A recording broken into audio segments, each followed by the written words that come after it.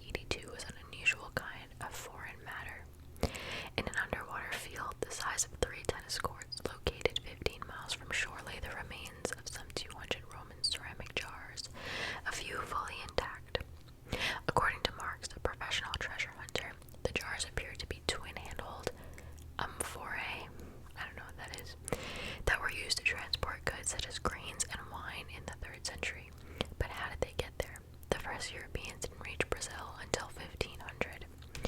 The Romans, who traded primarily in Mediterranean port cities and the Middle East, had little incentive to invest in ships that could cross oceans. However, they did sail as far as India. Perhaps some untrained navigator lost his way in a storm, or maybe mutineers steered the ship westward. We may never know, nor are we likely to uncover more evidence. Brazil closed the Bay of Jars to further research in 1983 in an effort to deter looters. Marx claimed the government didn't want the area explored because finding Roman-era artifacts that would mean that, contrary to Brazil's official history, the Portuguese were not the first Europeans to reach the country, and the truth is resting 100 feet under the sea. Interesting. Okay, this one sounds interesting. Do the Poock Sisters prove reincarnation? Okay. Today, 24% of Americans believe in reincarnation. I thought it would be more. 24%, okay. Although scientists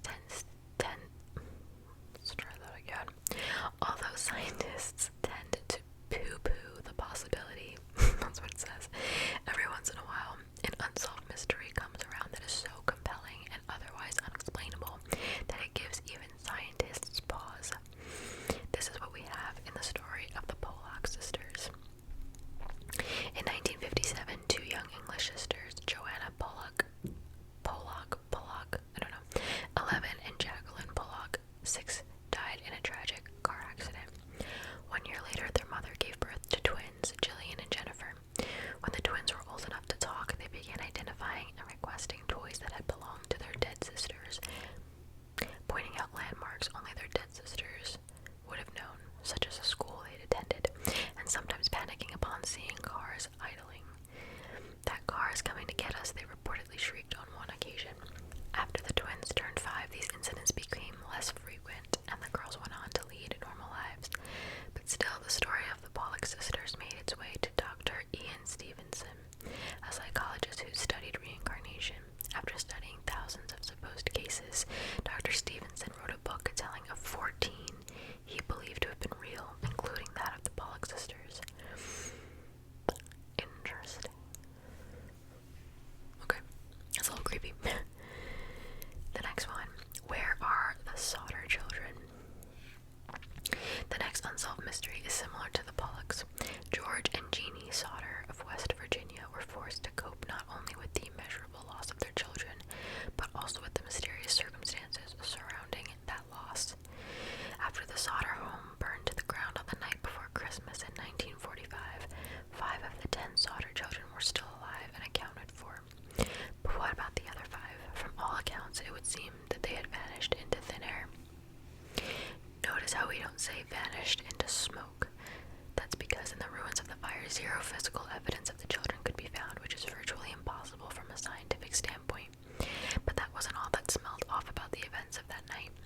Apparently, George tried to save the children, who he believed were trapped inside, by using his coal truck, which strangely was inoperable. The phone lines to the house were found to have been cut.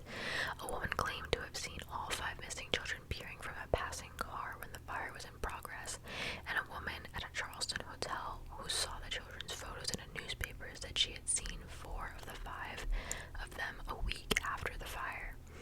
This is interesting. The children were accompanied by 2 women and 2 men, all of the Italian extraction, she said in a statement.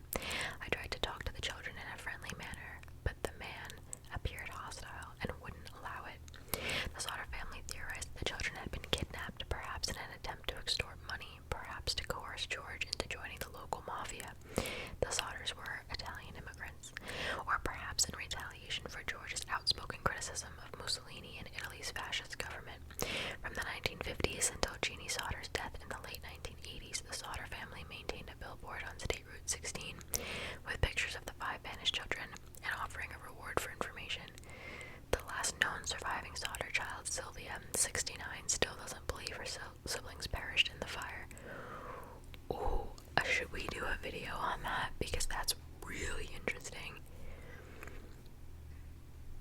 Okay, I might, don't be surprised if you see a video about that in full detail, because that's very interesting.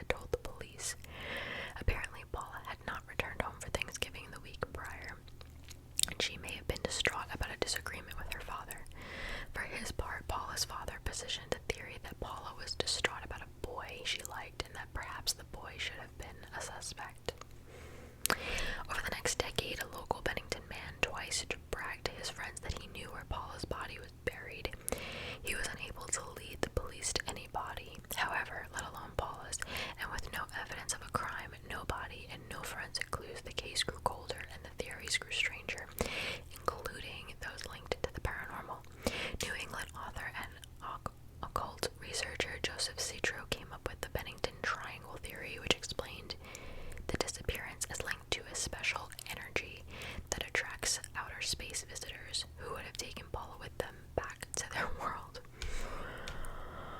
Okay, let's find one more. Make it a good one. That one sounds good. Okay, this one's called The Big Gray Man. The Big Gray Man is this in it. Whoa, why do I keep doing that? Am I okay? It's been a week, guys, I'm tired. The Big Gray Man is an inhuman creature that is said to haunt the summit and passes of the second highest peak in Scotland. Ben McDewey. Okay, that's the name of the peak. Cool. Like the Yeti of the Himalayas and Bigfoot, also known as Sasquatch of the American Pacific Northwest, the Big Gray Man has been seen by few eyewitnesses. What makes the Big Gray Man particularly frightening is that his physical characteristics don't resemble that of a bear, and thus sightings can't be dismissed as bear sightings. Those who have seen the Big Gray Man describe it as extremely tall, over 10 feet, and human-like, with short hair, broad shoulders, and long arms. Nearly all reports of sightings, including the sound of gravel crunching beneath footfalls. Scientists haven't been able to come up with an explanation for the sightings and the accompanying sounds, although psychologists have proposed that those who have supposedly seen and heard the Big Gray Man have been in a state of physical and mental anguish brought on by exhaustion and or isolation. For now, the Big Gray Man remains a mystery, but if you go to Scotland, let us know if you run into him. Okay. On that note, if any of you go to Scotland, let me know if you see him. That was very interesting. I would love to do more videos like this, and again, don't be surprised if you see a video about the Soldering Children. I guess that is true crime, but it just really depends on like the nature of the case and the details of the case, because I remember years ago I would be doing true crime research and I would have to stop because it was just too much for me. So if it's a case that's like not gory, that doesn't have like SA or doesn't involve that of children, like disappearances, that's different because it's like a mystery. But if it's just like, if it's graphic, I'm just not gonna do it. So I'm still feeling it out. And again, I still stand by what I said. I thought it was the acai bowl video where I explained why I didn't want to do true crime, but so many people said that that wasn't the video, and I honestly don't remember what video it was that I explained why I didn't want to do true crime anymore. So I'm sure some of you know. If you could comment and let me know and let others know, because I don't remember